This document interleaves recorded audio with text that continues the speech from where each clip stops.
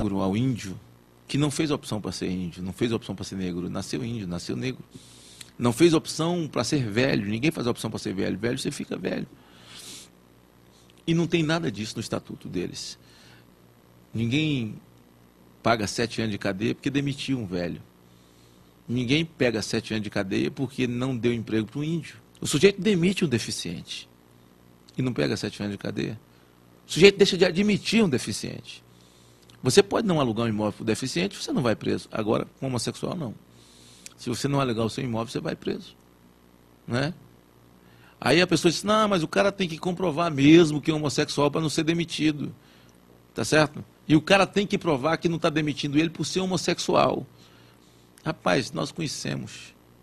O que vai ter de gente fingindo que é homossexual para não ser demitido vai ser uma grandeza. A lei é sempre feita da regra para a exceção.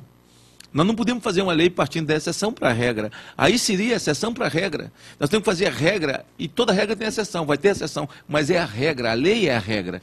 Então nós estamos criando um império, nós estamos criando uma casta diferenciada no Brasil. E isso não é justo, isso não é honesto.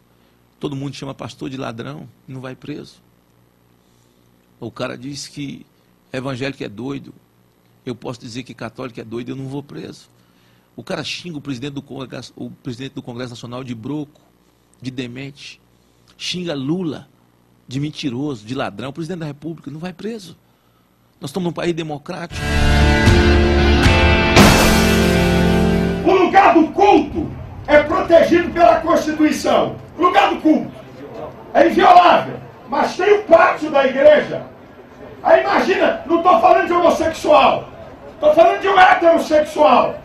Um rapaz e uma moça resolvem se agarrar no pátio da igreja evangélica ou católica. Aí o pastor ou pode dizer assim, meu filho, respeita esse lugar, se agarre lá fora. Ele faz uma denúncia, registra, cadeia de 2 a 5 anos. Não entendo que a igreja seja homofóbica, a igreja evangélica, porque ela acolheu e sempre acolheu e vai acolher as pessoas com tendências homossexuais e homossexuais assumidos, que fizeram essa opção e depois fizeram a opção de voltar. Há muitos comentários de que essa lei dá base, dá fundamento, dá alicerce para crimes de pedofilia também. Sim, claro. Veja hoje, não tem nada, não existe no ordenamento jurídico alguma coisa que possa prender de verdade um pedófilo. O que tem é o 241 do ECA, 240 e 241, que pune com pena muito besta, né? Quem fotografa, quem expõe criança, e o Código Penal brasileiro fala de atentado violento ao pudor. Então você tenta juntar esses 3 artigos para arrumar uma pena, e que normalmente não dá em nada, porque o pedófilo sai por bom comportamento, porque não tem criança perto, ele tem sempre um bom comportamento. Ele vai embora pelo bom comportamento. E quando vai preso, porque quando pega um advogado esperto, ele separa esses artigos, o cara não vai para a cadeia. Então veja, nós não temos tipificação de crime de pedofilia, que nós estamos trabalhando muito agora para fazer essa tipificação. E essa tipificação será 30 anos de cadeia, sem progressão de regime, mas por ser eletrônica, mais rastreamento eletrônico para pedófilo até a morte. Como nós não temos ordenamento para isso, perceba você que o advogado do pedófilo pode dizer ao juiz que a opção sexual do cliente dele é criança de 5 anos. E o juiz vai ter que respeitar, porque a opção sexual está na lei.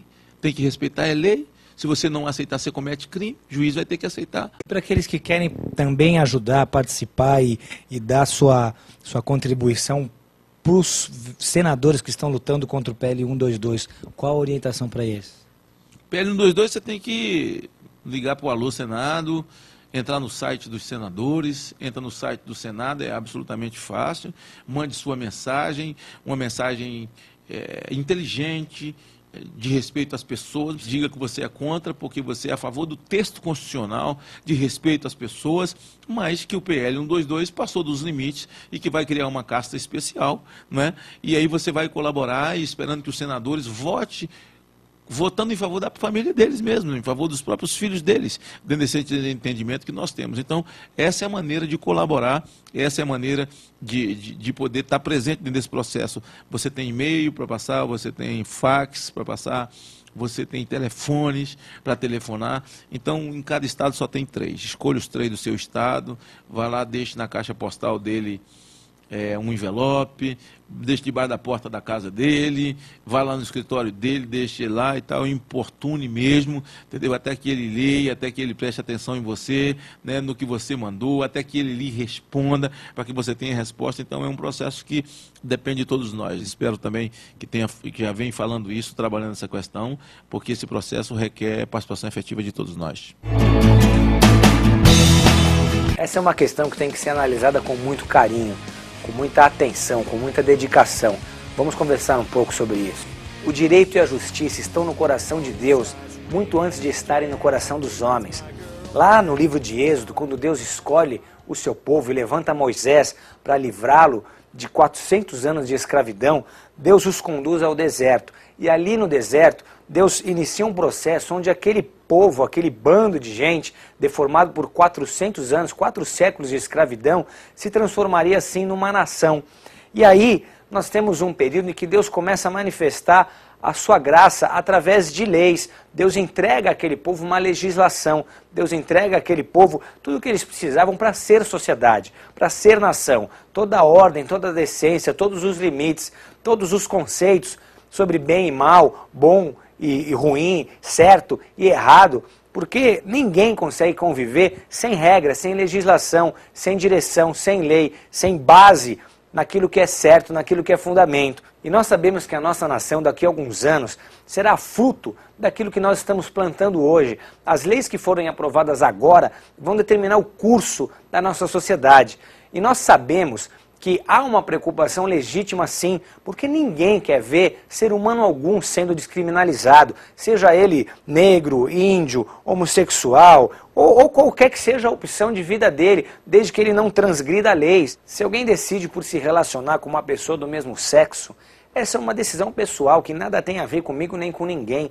Mas em contrapartida nós temos também a nossa opinião, nosso direito de pensar, de tomar as nossas próprias decisões, de crer naquilo em que acreditamos. Eu acredito na Bíblia Sagrada, piamente em cada palavra que ali está registrada. Eu tenho o direito de acreditar naquilo e divulgar o que a Bíblia diz.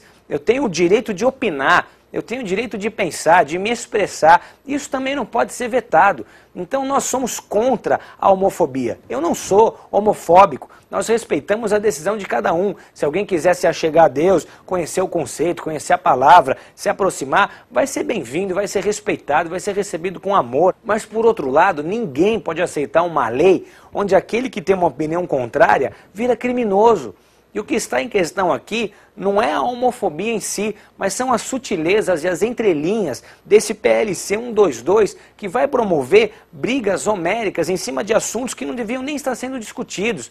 A coisa é tão séria que, para vocês terem uma ideia, se eu chegar com um petroleiro no Guarujá e derramar todo o óleo possível e for o promotor de um crime ambiental, eu tenho uma pena equivalente à mesma do que eu tiver numa situação e impor a minha opinião ou citar a minha opinião sobre o homossexualismo ou sobre qualquer assunto que venha a ser objeto de discussão nessa lei.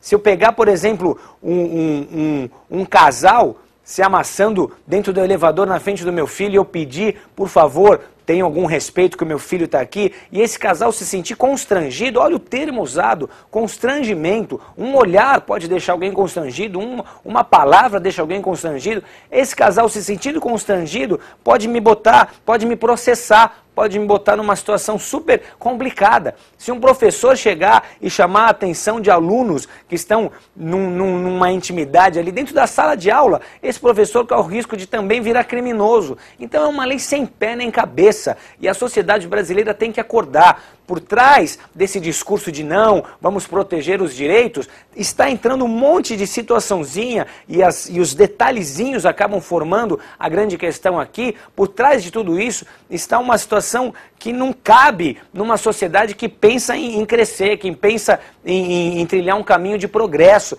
Ao contrário, nós estamos aqui banalizando aquilo que é certo, aquilo que é sagrado, aquilo que é regra, aquilo que é direito. Nós estamos aqui abrindo mão de todos os valores que permeiam uma sociedade. Isso leva você que é brasileiro a tomar uma posição, porque estamos aqui falando de garantir o direito de ter opinião que nós tivemos aos nossos filhos e aos nossos netos. O nosso desejo, o nosso direito de pensar, de se expressar, de ter opinião não pode ser vetado. E é exatamente isso que nós não queremos. Então sim, vamos brigar contra a maneira como essa lei está escrita, que ela seja então mudada, que ela seja escrita para garantir aquilo que tem que ser garantido, mas não para vetar, para amordaçar aqueles que só têm uma opinião contrária. Quero deixar essa palavra contigo hoje para você pensar, porque o futuro da nossa nação está nas nossas mãos. Aquilo que decidirmos vai determinar o que o Brasil vai ser no futuro. O Bola TV fica por aqui. Mande seu